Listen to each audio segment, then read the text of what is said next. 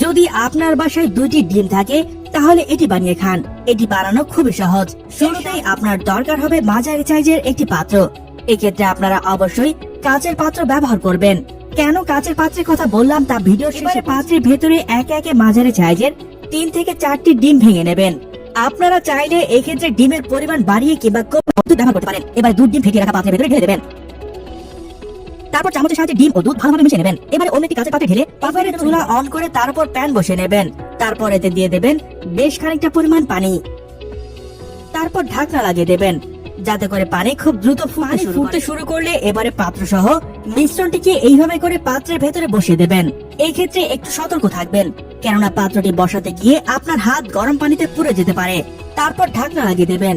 এক্ষেত্রে বলে রাখি, আপনারা যে পাত্রটি ব্যবহার করবেন অবশ্যই খুব ভালো মানের কাচের পাত্র ব্যবহার করবেন।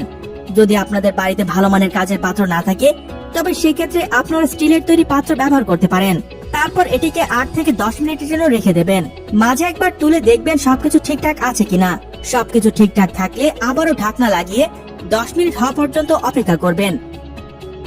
10 মিনিট পর ঢাকনা তুললে দেখতে পাবেন এটি প্রস্তুত হয়ে গেছে। তারপর পাত্রটিকে বাইরে নামিয়ে নেবেন এবং অপেক্ষা করবেন ঠান্ডা হওয়ার জন্য। চুলা থেকে নামানোর পর এটিকে দেখতে মোটামুটি এমনই দেখাবে। ঠান্ডা হয়ে আসলে সেটিকে অন্য একটি পাত্রে তুলে নেবেন। সবশেষ আজকের রেসিপিটি প্রস্তুত। এটি দেখলেই খেতে ইচ্ছে করবে। আপনার ঘ্রাণে বুঝতে পারবেন এটি কতটা সুস্বাদু। এটি আপনার বাড়িতে খুব সহজেই তৈরি করে নিতে পারবেন। এটা একবার খেলেই আপনি বুঝতে পারবেন এটি যেই দেখবে তারই খেতে ইচ্ছে করবে।